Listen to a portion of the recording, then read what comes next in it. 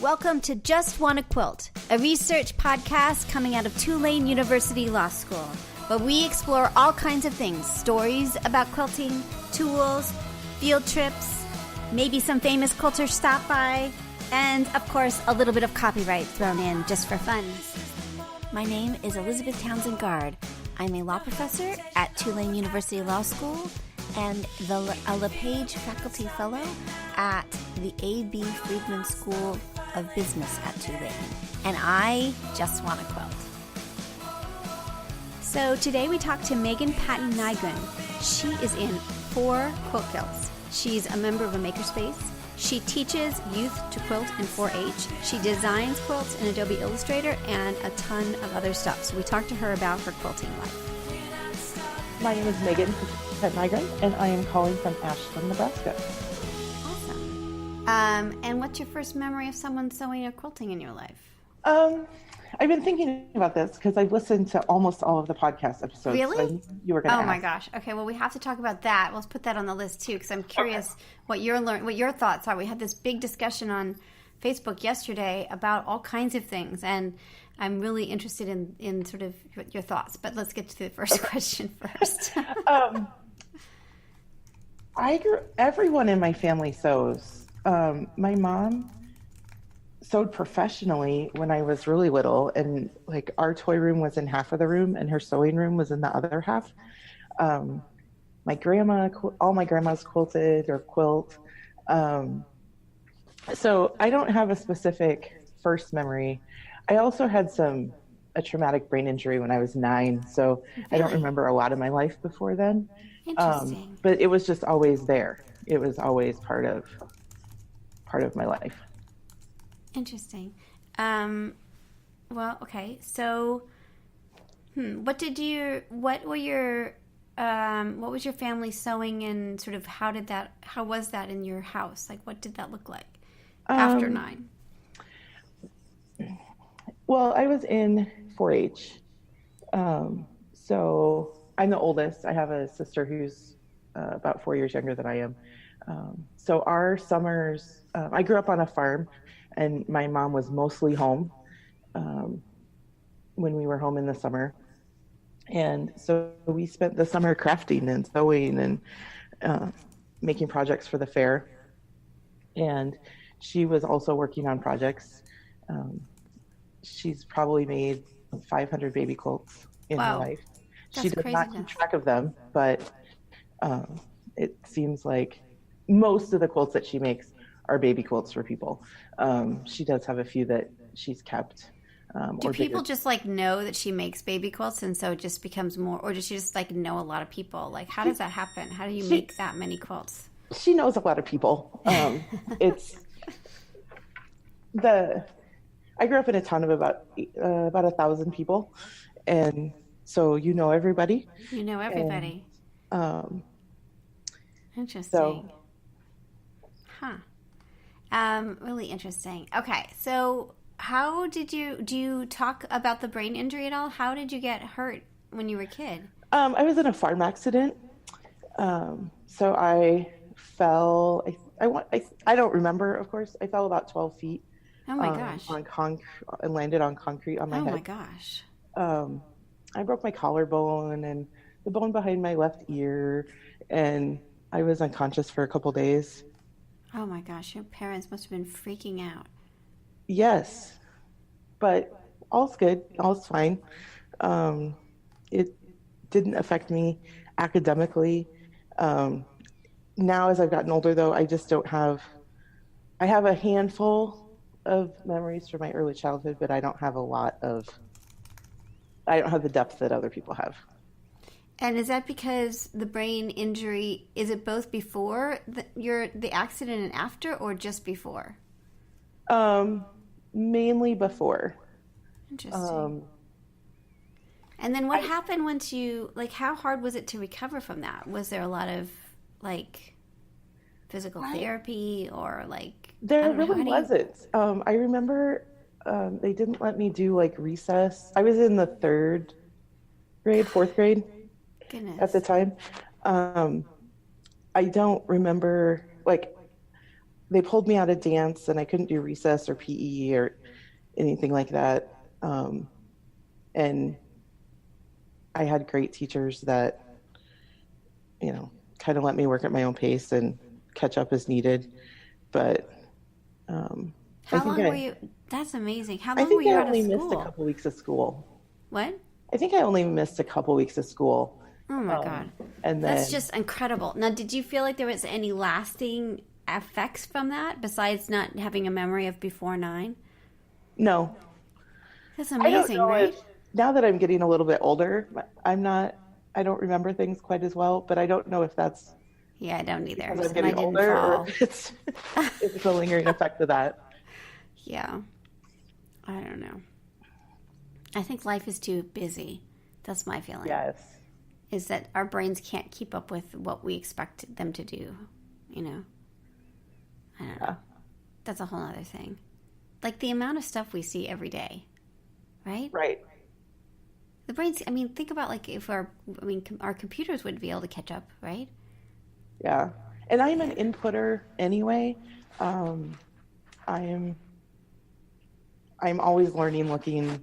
I read a bunch of newspapers every day. I'm always reading books and, oh, this class sounds like fun, or this workshop looks good. I'm always inputting anyway. So doing that on overdrive because of all the information and technology we have available. Interesting, right? Very interesting. Okay, so we've got a ton of stuff to talk about. So first, you're in 4 quilt guilds. How is that even possible? Tell us what are the guilds that you're in, and how are they different? So the guild that I've been in the longest is the Lincoln Quilters Guild, and it celebrated, I think, its 45th anniversary this year. And so I purposefully never call it a traditional guild because I think that's a misnomer. I call it my general guild. It has a couple hundred members, and they range from, college students up to people my grandparents' age, and all kinds of quilting. And I've heard a lot of people that are frustrated with some of the bigger general or traditional guilds, in that maybe they're not respectful of modern quilters, or they're not respectful of this. And I have never felt that in the Lincoln Quilters Guild. I know people that only quilt with antique or reproduction fabrics that will sit next to the biggest Tula Pink fan on the planet, and they can be great friends, and they can appreciate that they both love quilting even though it's different.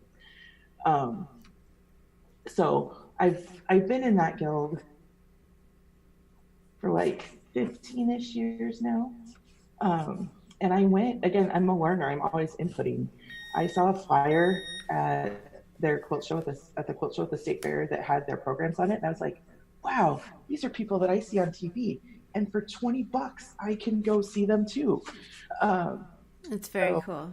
I joined for the educational aspect. And then a lot of the other things that guilds do, like charity projects and, fellowship and some of those kinds of things, then filled in. And then... And when was that? When did you join that guild? So I think about 15 years ago. Interesting. Okay.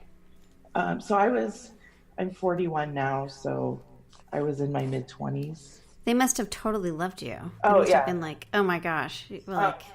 They let me do things that, like when I talk about it online, for me it was just normal.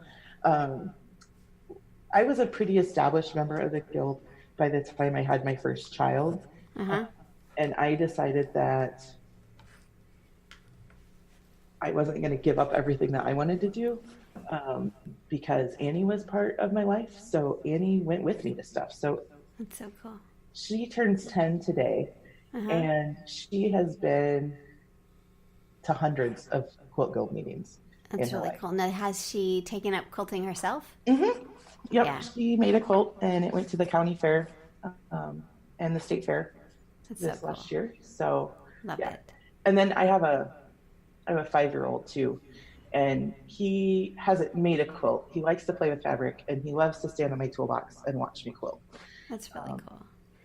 It's so cool. Well, I dragged my kid everywhere too, and I think there's something to be said for that. Actually, I think I think it's I don't know. I mean, I did it. I mean, I had to do it. There wasn't really a choice. But she's more grown up. She can handle things. She's very, like, she listened. Like, even though she didn't look like she was listening. And she's a really good reader because she'd bring the books with her. Yep. Yeah, I like having my kid with me in grown-up spaces. I don't know. I think it's one of the things that's given them a transferable skill, that sometimes it's not about you. Right. You're there to listen and it's about somebody else. Or there are certain behaviors that are expected in certain environments. Totally. And so I was at one meeting where somebody made a comment that maybe it wasn't the best place for a small child. And the speaker actually called her out on it. Really? I was so embarrassed. But it's so great though, right? Yeah, it's been, the quilting community has been awesome. So that's the first skill. And then as the modern movement developed, I live between Lincoln and Omaha, Nebraska. They're about 45 minutes apart, and I live in the middle. And there was a group that kind of talked about starting a Lincoln Guild, but it wasn't really getting off the ground. And so I joined the Omaha Modern Guild pretty soon after they established. And we were just talking a couple weeks ago about when that was. I want to say maybe 7-ish years ago.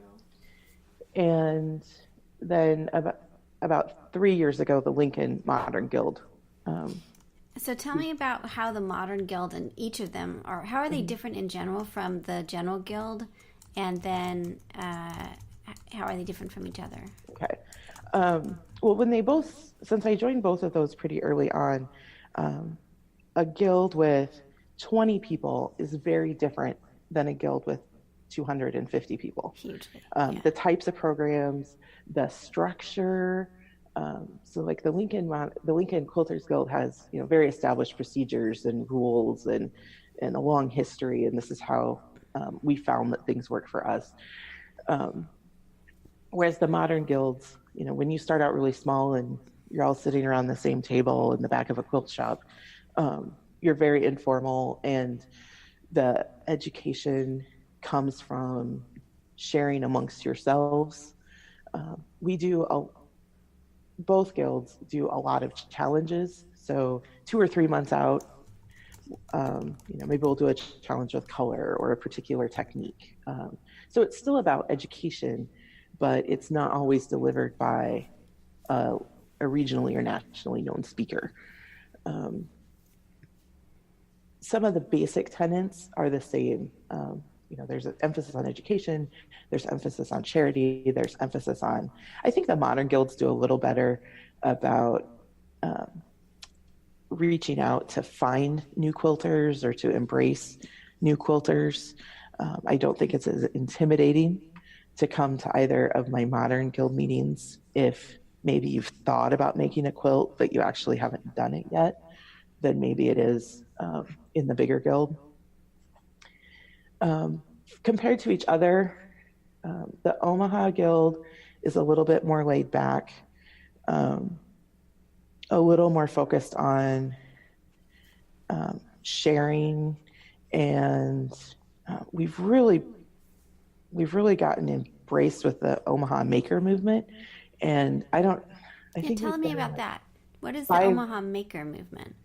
Well, like is happening across the country,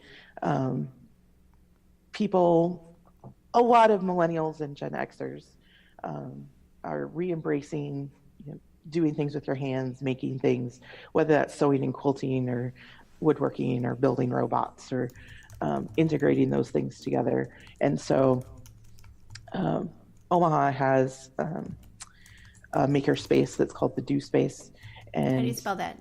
It's D-O? D-O. Mm-hmm. Okay. And so they host a maker event, like an open house, and the Children's Museum and the Art Museum and one of the historical museums. There's a large Air Force base south of Omaha, and there's an Air Force museum.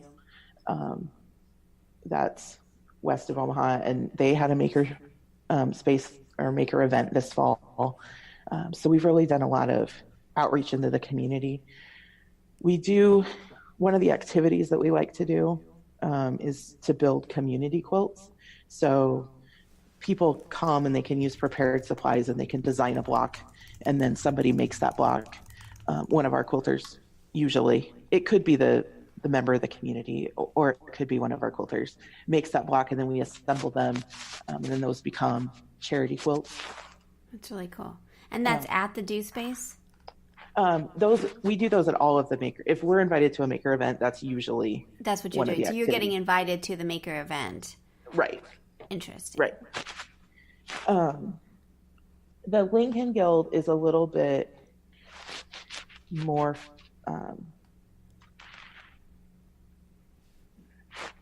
They're more focused on like the technical aspects of quilting, and I think their education programs are a little bit stronger, a little bit deeper than the Omaha Modern Guild. The Lincoln Modern Guild meets at the International Quilt Study Center. That was what I was wondering how much influence that has. So in case people don't know, tell people what that is.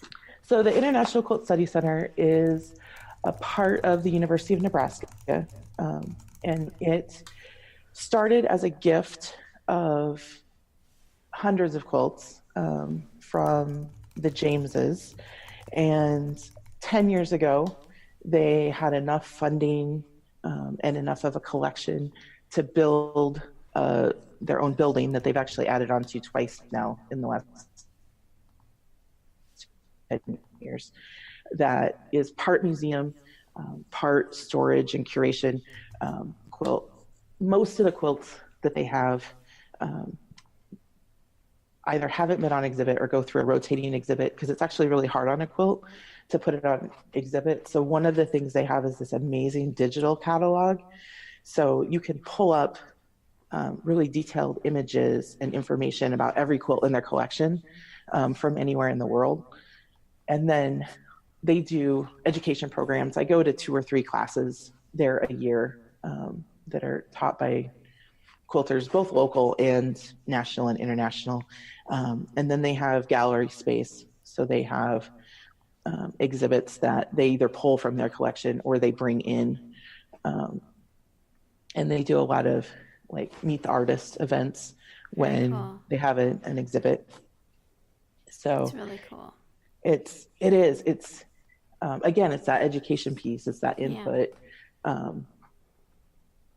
I always, an exhibit that we had earlier this year were the quilts of Ken Burns, the PBS. Oh, yeah. How was that? Right. So this is like a thing. Right. So Ken Burns is a documentary filmmaker, super famous, super famous. And he came out saying that he's been collecting quilts. So tell me, what was that like? What kind of quilts did he collect? I was, all of his quilts were, really antique quilts, 100 years old and older for the most part. And they were remarkably modern. Lots of clean lines, bold shapes, bright colors, some political quilts that were part of the exhibit. It was one of my favorite exhibits I've been to in a couple of years. It's really cool.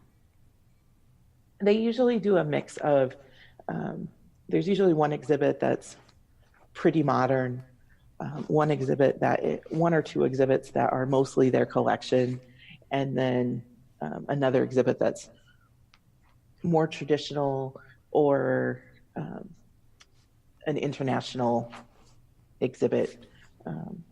A couple of times we've gotten to see like the winning touring collection from Quilt Show Japan, and those are always just phenomenal.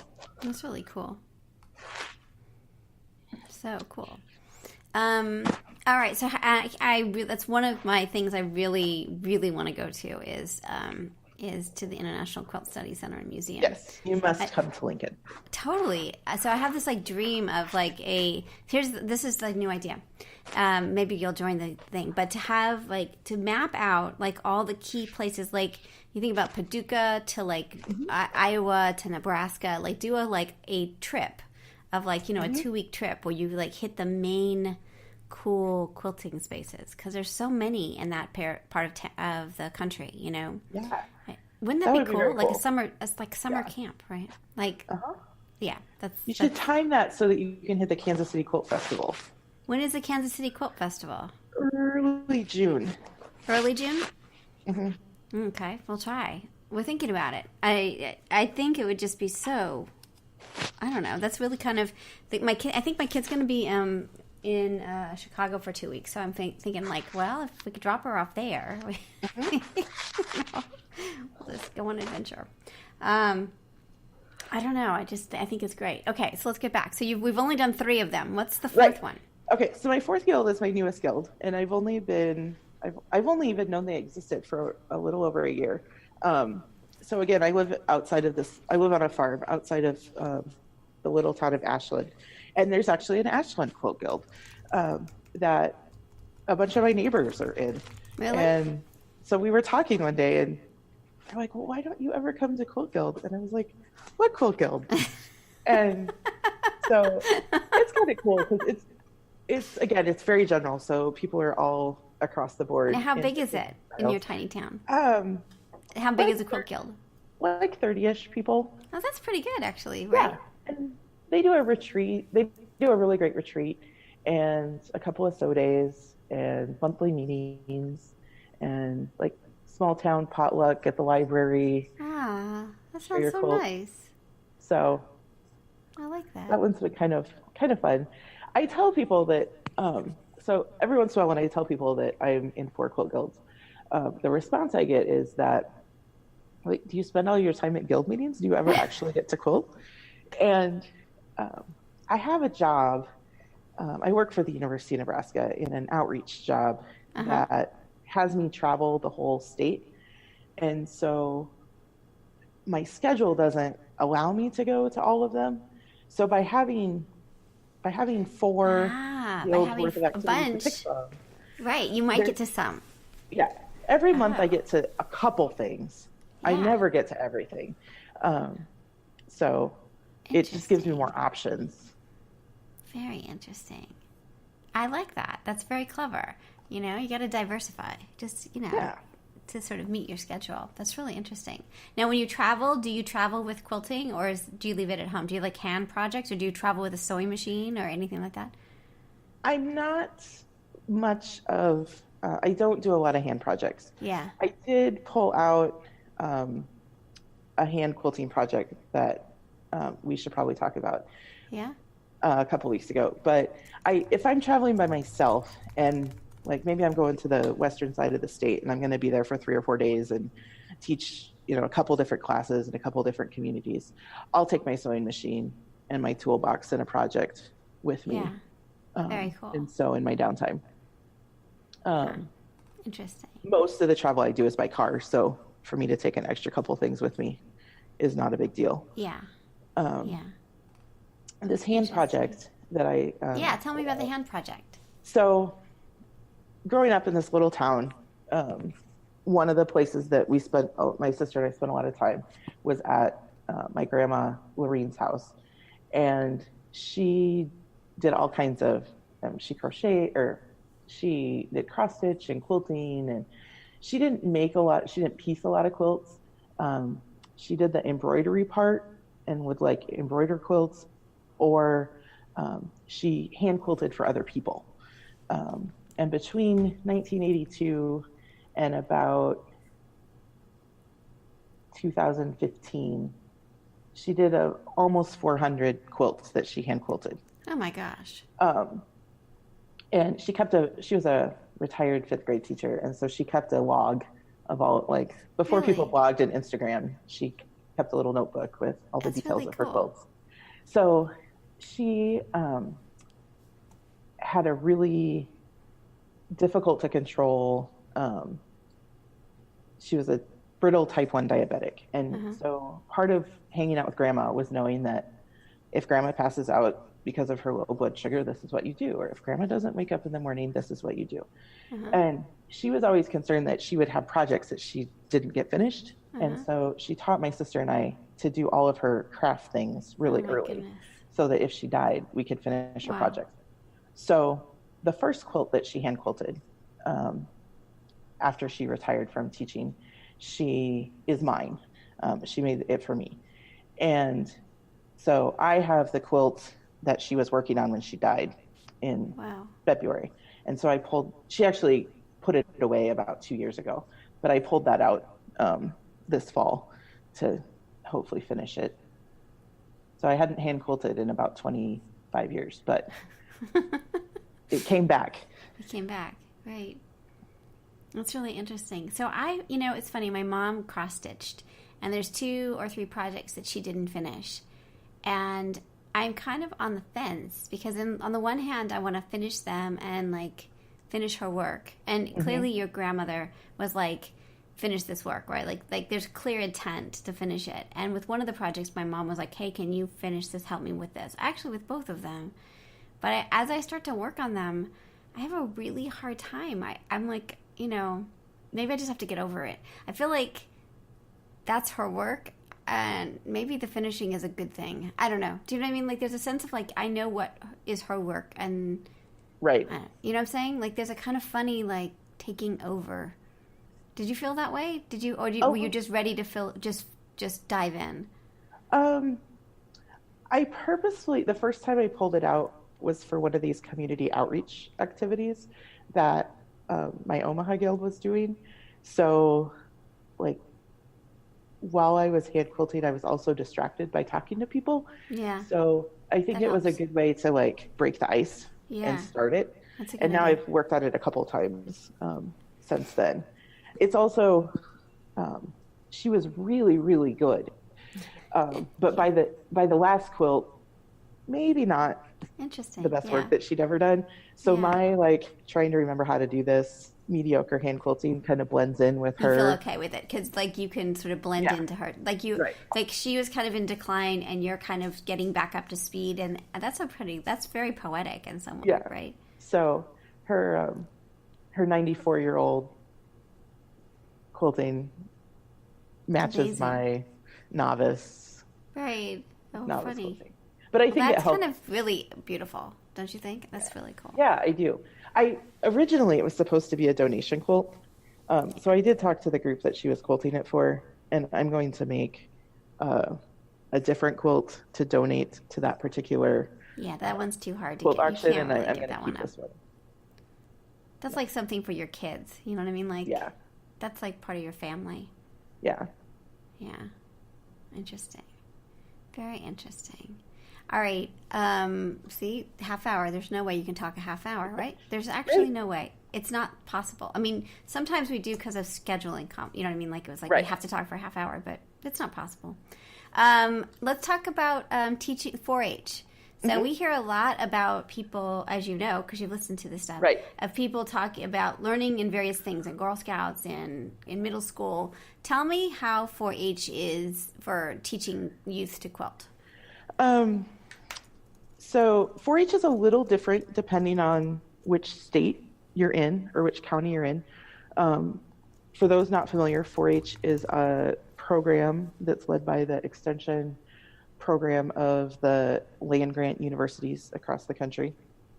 And so in most states, 4-H is very volunteer-driven. So the limiting factor is not finding kids interested in doing stuff and learning and belonging and having a program. It's volunteers that are willing to share their talents and their time with passing on skills and mentoring youth. And so I'm at their website. They have nearly 6 million participants, 1.8 urban, 1.6 suburban, and 2.6 rural. That's amazing. 500,000 volunteers. Yeah. So in Nebraska, 4-H can be found in community clubs. It can be found in after-school programs. It can be found in school enrichment programs, and we have a very active camping program. And so in my local county, the job that I have is part of extension, but it's not 4-H oriented.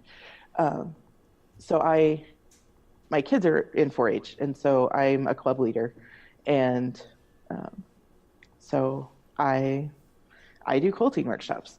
I also have some friends from college and from other professional paths that I've taken that are county leaders, county staff.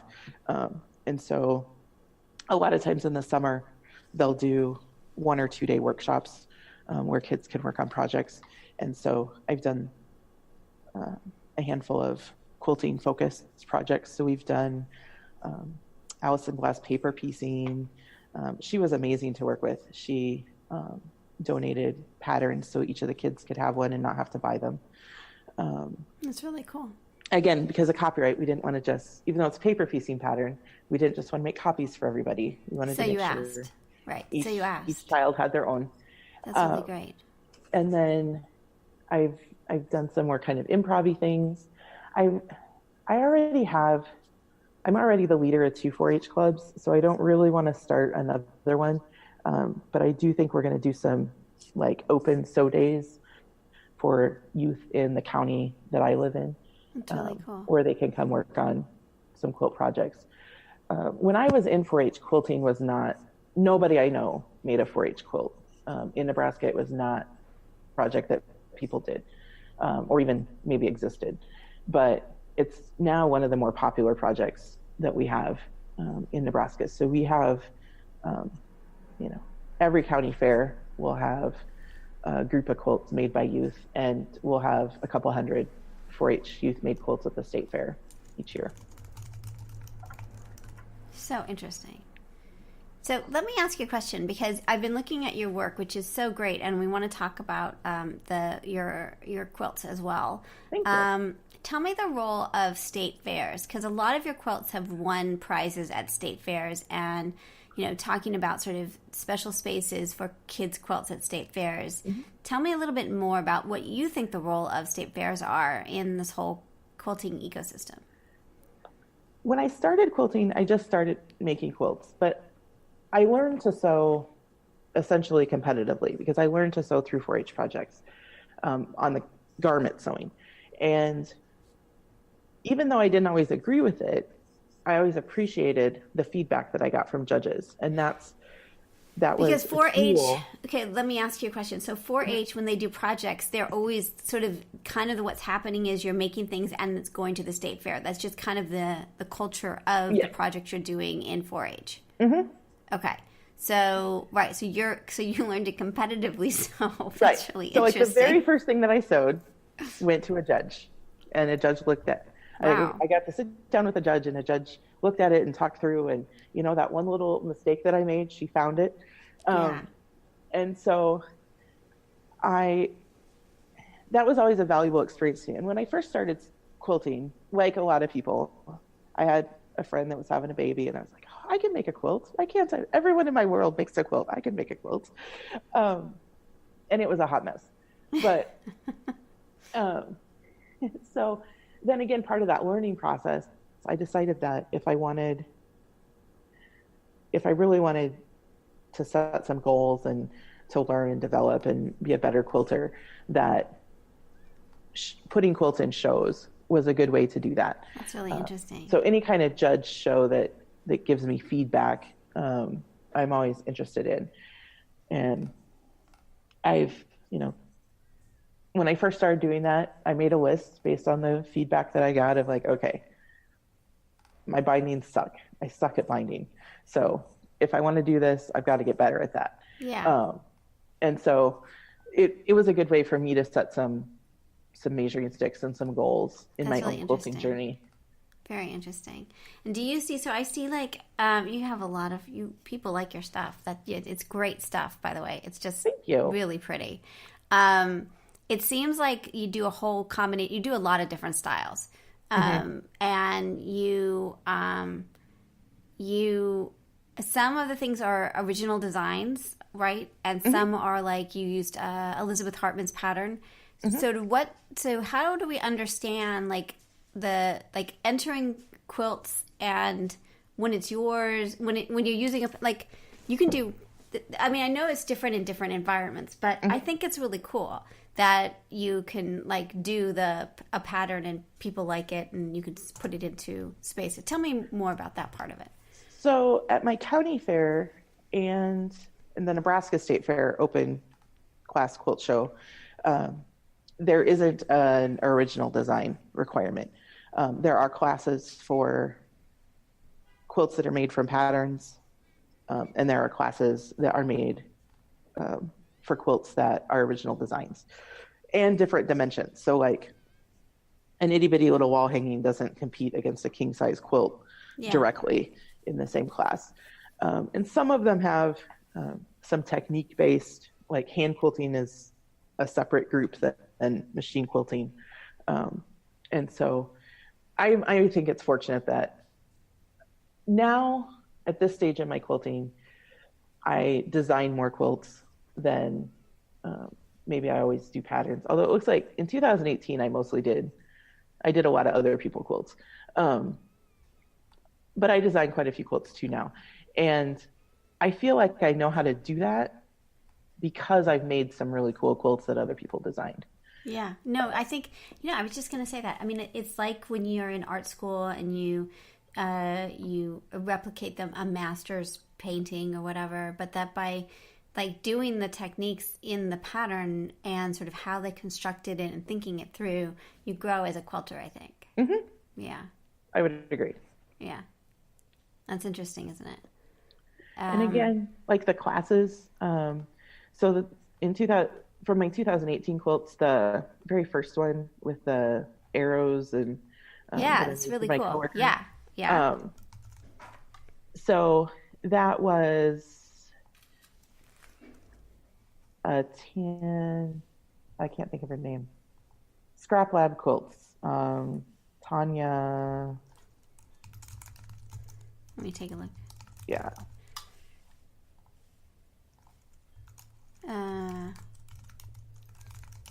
This is the exciting part of the show. Scrap Lab goes, there it is. Make what you love and love what you make. Oh, cool. Okay. So Tanya Alexander. Yes. So she was a speaker at a Lincoln Quilter Guild meeting. And the very last quilt she showed was her version. She has a wall hanging that's all arrows. And so I took parts of it and made... you took the idea of the arrows? Is that what you're saying? Right. And pieces of the directions. And kind of made my own quilt for that purpose. So that came definitely... I wouldn't have thought about that. I don't know if I would have come up with that on my own. Yeah. But she gave me a great place to start. Because hers is, I've just found hers. Hers is, that's really interesting. It's just a bunch of arrows. Mm-hmm. Like kind of all in rows. And yours is, where is yours? I just had it.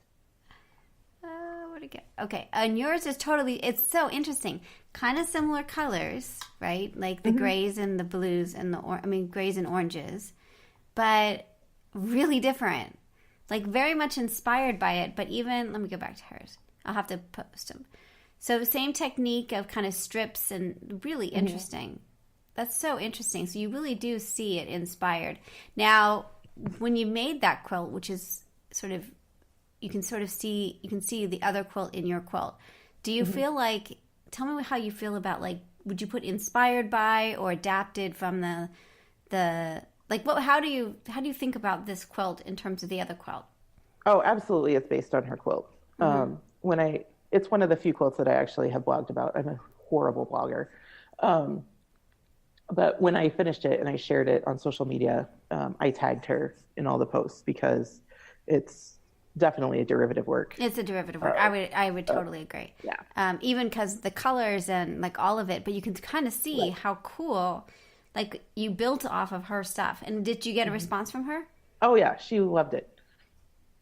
I love it too. It's awesome. It's just amazing. It's really cool.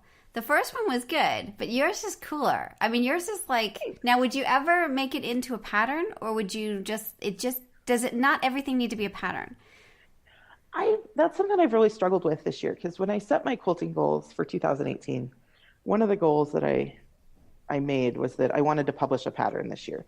And I don't know that I feel like. Why do you feel that need? That's because I get that, but like, and this is so cool. Like I'm sure it seems hard. I think some of it is like that's the trendy thing to do right now. Yeah, it is. And like I want to be part of the cool club, and that's maybe a step to do that. Yeah. I think I've a couple of quilts, and I think I've got some quilts on my design board that are different than what I've seen. Yeah. And so I think there would maybe be a space for them.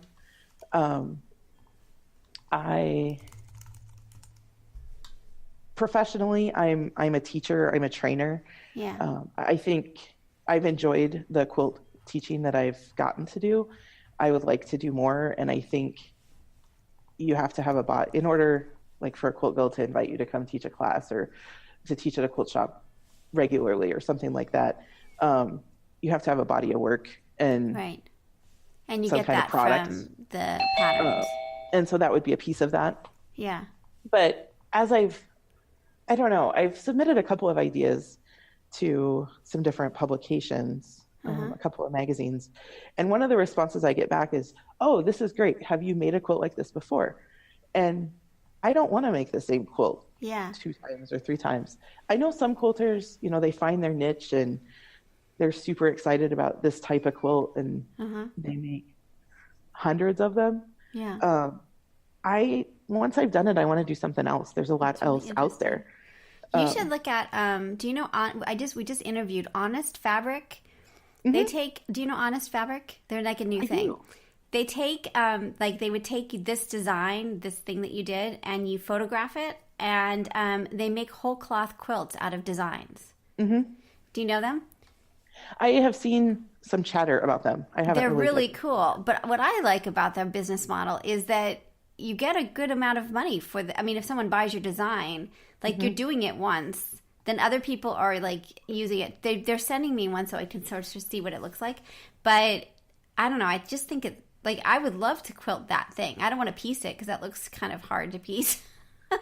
But I don't know. You might think about that too, because your designs are so interesting that if you did, I mean, all you do is submit a certain, like, a photograph basically, and then they put it up if you're accepted. I can't quite exact, but anyway. But if you do it, let me know, because it would be really interesting. And like, she's taken like her award-winning quilts, and some of her award-winning quilts are she puts it on whole cloth and then she quilts the crap out of it. But yeah, I mean, so what I'm thinking is that, like, the reason I'm encouraging you, not just as out of selfishness, but I think it's really interesting to think about ways of revenue and ways of raising your profile that are more than just patterns, because pattern making is hard, and the return is sometimes good, sometimes not, right? So thinking through what really are the other ways to get known by your work, Yeah. I'll look at that. Yeah, look at it. If you do it, will you let me know? Because then I'll let her know that, like, you're going to do it, and then we can kind of follow your progress, which would be so interesting. And she does pay her designer as well. Like, it's like, I'm not saying that you could, like, there's a certain percent, like, it's somewhere on maybe it's on the blog. There's somewhere where she explains, like, the percentage of money that where it goes. So each sale you get a really pretty, and they're not inexpensive. I think they, like, start at like $90 or something for the whole cloth. And they're digitally printed. But the designers get a percentage of that every time. So even if it's like $25 or $30, that's pretty interesting, right? So, again, sort of thinking through how you build up a following, but you've got like lots of avenues for that, and all the guilds that you go to too, Yeah. So I don't know. I think it's thinking through business models that are like can bring in a little bit of money, can up your status, as you said. Like it's part of the cultural capital you need to be legitimate in this field, and not have it overwhelm you. It seems like it overwhelms people, you know? Right. I don't know.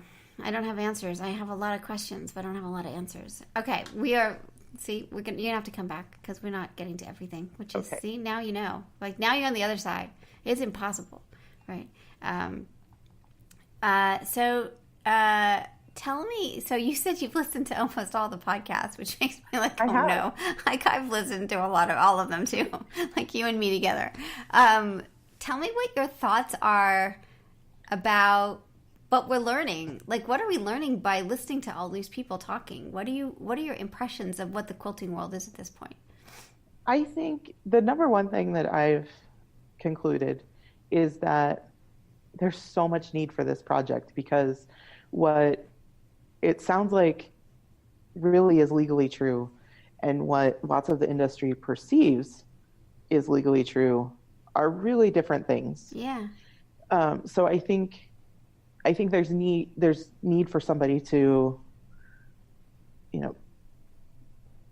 checklist, definitive rules, what is copyrightable, what's not copyrightable. And then beyond that, as you've talked about in a couple of podcasts, okay, so maybe this isn't legally responsible, but is it morally responsible? Yeah. Kinds of things. And then once that guide or that body of work exists, then, shout it from the rooftops and disseminate that information as broadly and widely as possible. Really cool. I get that if you create something, you want to have some ownership of that. And if you're trying to monetize that, that's a huge challenge. But what's really legally yours to control, and how should we behave in, as quilters or as users of that content or of that product, in a way that's ethical and legal. So first of all, amazing. Second, I think we should get a group together to really have conversations. Like those that have been listening to the podcast, like you and I have been listening, to really talk about these issues in a more constructive, more significant way would be awesome. Because we're now at this point, like as I said yesterday, that the Facebook group, like we started to have these really significant conversations. And I that's why I'm posting these interviews, because I felt like I'm learning. There's so much here, and it's like to share them and now to have conversations with people about really like I really like what you just said, right? So I just think thoughtful conversations about like what is all of this that we're experiencing would be super great. So that's the first thing. Second, I forgot my second. What was my second point? See, so tired. Well, I just think like, and I think also just like thinking through kind of the issues that are coming up. I would love to have you back again to talk more about sort of like one-on-one on like really what are people saying, and sort of sort through what this is, because it's a complicated world, isn't it? It is. And I think for the most part, people are good intentioned. Yeah. But, sometimes they just don't think it through. Well, sometimes they don't know what good is. Right. They don't know what the good, I think sometimes they do. Oh, here's my other point, is that what I find is that the pattern makers are often blaming the guilds for infringement and for using their patterns unfairly. Do you think that's what's happening in the guilds? Like, I want to get more into the understanding of how the guilds feel about all of this. Because I think I think I've said this a bunch of times, but I think it starts in the guilds. What our customs and what our rules are and who we are is really grounded in our guild system.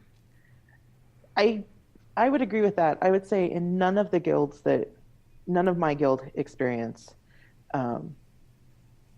has there been an instance where there's been a recommendation to obtain a pattern in any way other than buy the pattern, buy the book, check it out from the library. Yeah. You can download it here.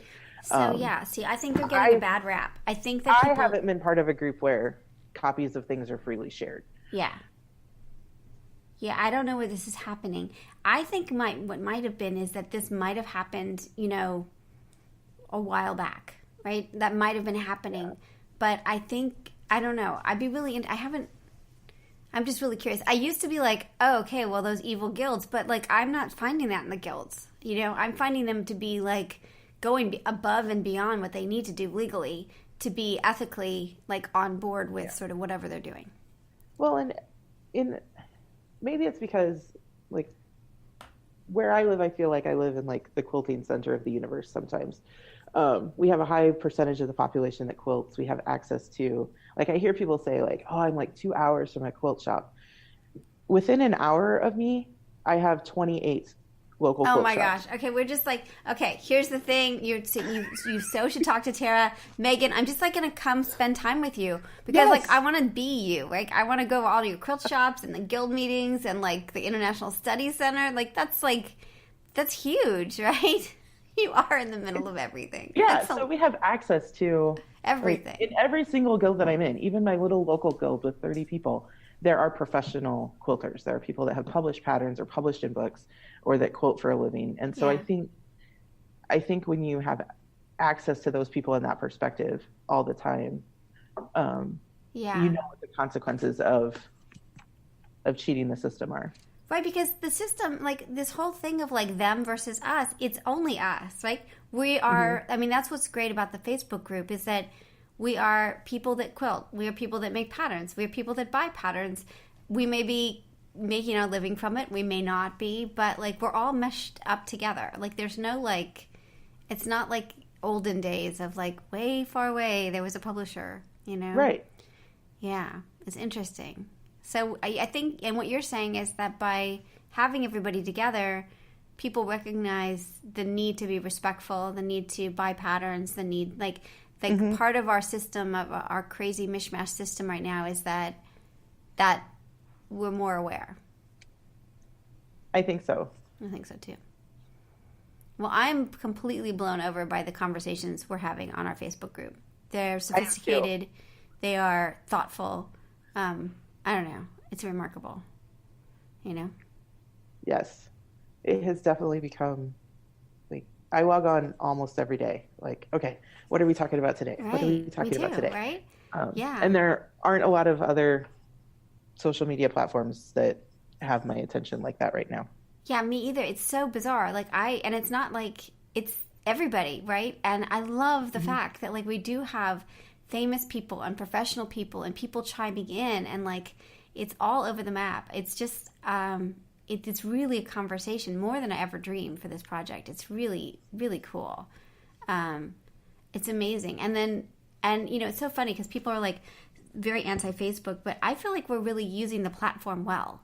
It really is a platform for us to be able to do stuff, which we wouldn't be able to do in other. I mean, we could use a platform similar, but I'm just saying that it is adding to our thinking, at least my thinking about what this stuff is, which is kind of cool. Mm-hmm. It is. All right, so you're also part of our new pre-listening team. Yes. How is that going? So we have an enormous amount of backlog. So. And because, so how is that? How does it to listen to them before they are actually, not that I edit them really.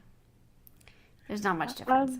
So I've listened to 2 so far. And I guess the experience wasn't that much different than. Right. There's not much editing to change. Yeah. Are you okay with that? Because you've listened to a lot of them. Yeah. Okay. Every once in a while, there's one that like there's some background noise or like your sound level versus the sound level of the person you're talking to are way out of control. Right. So sometimes that's annoying. Yes. That's part of why the pre-listening team is there to catch that stuff. But I don't mind it feels more like a regular conversation than a like heavily overproduced some of the other podcasts that I listen to, I guess.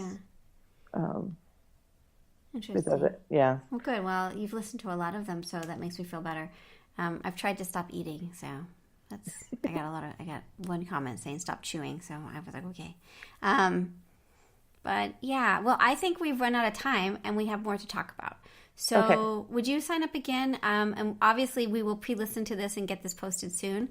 But I think that we have a lot more to talk about. I really do want to understand more about the guilds and sort of, I just want to learn more about, like, it feels like we have like an introduction, but if we could dive deep into kind of the spaces that you're operating in, we could have a better understanding of what that is within the ecosystem. So maybe like thinking through kind of that next level, you know? Don't you think? I mean, I think that there's a lot more to talk about. I feel like I could talk to you for hours. Oh, well, let's do it then. Let's just talk for hours. That would be great. So, you know, the other thing is sign up for like 2 sessions, like one and then the next hour. That way we can keep going if we want. That's my newest plan, is that if we know that we have, like, we need more time, then we just add more time. Just sign up. But yeah, I think we're just at the beginning. I think this is an introduction to some more serious conversations of who are we at this point and sort of what is this world that we live in? Because I think you have such an interesting, you know, the kids sewing and on the guild sewing and, you know, wanting to do patterns and the International Studies Center. You've got and the state fairs. You've got so many different aspects that are really what this world is that I think it would be really fun. So well, thank you. Cool. I will do that. All right, awesome. All right, do you need to review? We didn't say anything naughty. Did you? So no explicit warning. Are you cool with me? Do you need to review this? Well, you probably will be reviewing it, but get you on the pre-listing. I don't need to review it. Okay, cool. But if it shows up on the Google Doc, I might listen to myself. You might listen to it. That's or cool. I might not. And there was no dog barking and nothing terrible happened on either side. It was such a gentle, reasonable interview. It doesn't happen very often. Yeah. Cool. Well, I guess it's, mornings are good. So, All right, fabulous. Well, thank you so much for chatting. I look forward to sign up again so we can keep this conversation going. And thanks again for just participating and being part of this world. It means a lot. It really does. Well, this is a really cool space that you've created. So thank you. Thanks. And we'll chat again. Okay, cool. Awesome. Take care. Yep. Bye. Bye-bye. So you've been listening to Just Wanna Quilt, a research podcast coming out of Tulane University Law School. And I'm Elizabeth Townsend Gard. If you like this podcast, keep listening. Also, we have a Facebook group. Come join us. We talk about a lot of things. We also have an Instagram account. And of course, most importantly, I really hope you get a chance to quilt today.